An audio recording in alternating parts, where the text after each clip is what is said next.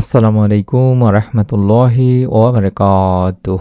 প্রতিদিনের আমল ইউটিউব চ্যানেলে সম্মানিত দিনী মা ও বোনেরা, আশা করি আল্লাহ তাআলার অশেষ রহমতে ভালো আছেন, সুস্থ আছেন। আলহামদুলিল্লাহ, আল্লাহ তাআলার অশেষ মেহেরবানিতে আমরা আরও একটি রমজান পেতে যাচ্ছি। এই রমজানের সোমবার অথবা আগামী সোমবার বা আজকে সোমবার আপনারা যারা রোজা আছেন, রোজা রেখে ইফতারের আগে অন্তত কষ্ট করে এই ছোট্ট দোয়াটি পড়বেন। আল্লাহ তাআলার কাছে নেক সুন্দর সুস্থ সন্তানের জন্য দোয়া করবেন।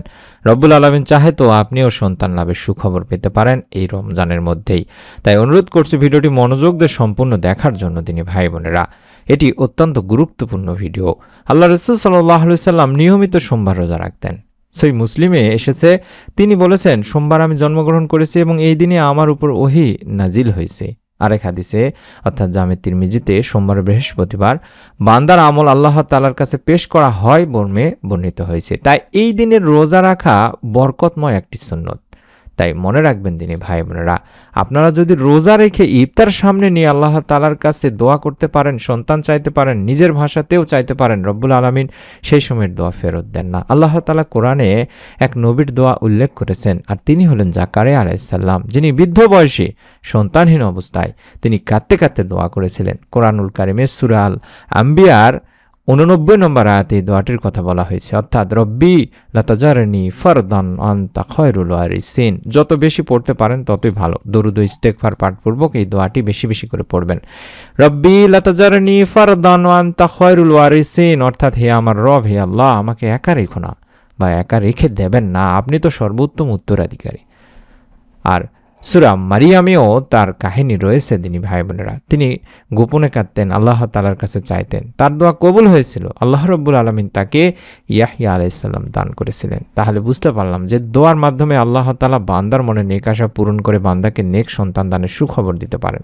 তাই মনের মধ্যে বিশ্বাস নিয়ে আমল করবেন। আমরা সোমবার নফল রোজা রাখার চেষ্টা করব। ইফতারের আগে অন্তত কম করে হলেও 11 বার পাঠ করব, রব্বি লা তাজারনি ফারদান আনতা খায়রুল ওয়ারিসিন, রব্বি লা তাজারনি ফারদান আনতা খায়রুল ওয়ারিসিন।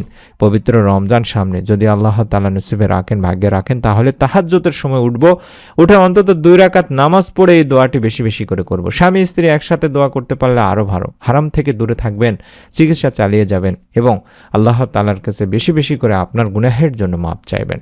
কোরআনুল কারিমে আল্লাহ তাআলা সূরা আশ-শুআরা 49 থেকে 50 নম্বর আয়াতে বলেছেন, আল্লাহ যাকে ইচ্ছা কন্যা দেন, যাকে ইচ্ছা পুত্র দেন, আবার কাউকে সন্তানহীন রাখেন।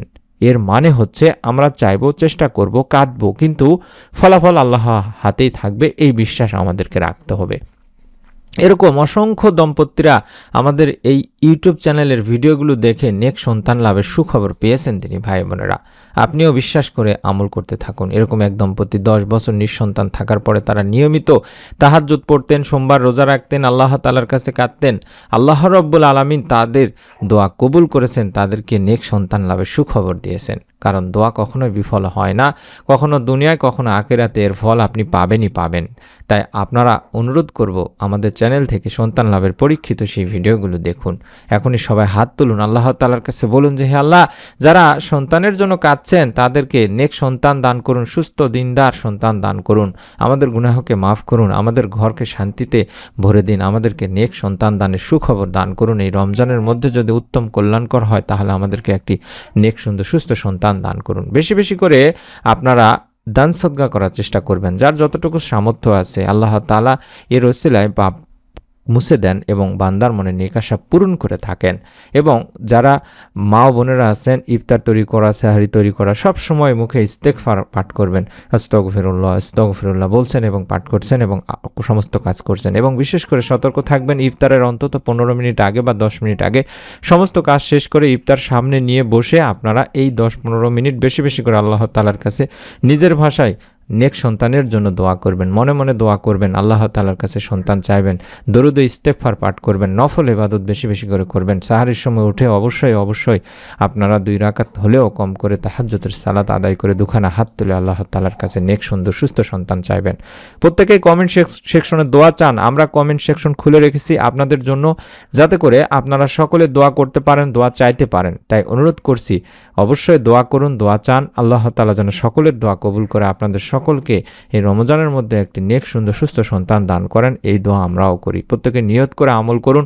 ভিডিওটিতে অবশ্যই অন্তত একটি করে কমেন্ট করুন, অন্তত আমিন বা আলহামদুলিল্লাহ লিখে দোয়া করুন বা কমেন্ট করুন, এবং আপনার নিকট আত্মীয় স্বজন যারা আছে তাদেরকেও ভিডিওটি শেয়ার করে দিন। নতুন আমলের ভিডিও, পবিত্র রমজান মাস জুড়ে নতুন ভিডিও যেগুলো দেবো সেগুলো পাওয়ার জন্য অবশ্যই চ্যানেলটি সাবস্ক্রাইব করে বেল বাটনটি অন করে রাখতে ভুলবেন না। সকলেই ভালো থাকুন, সুস্থ থাকুন।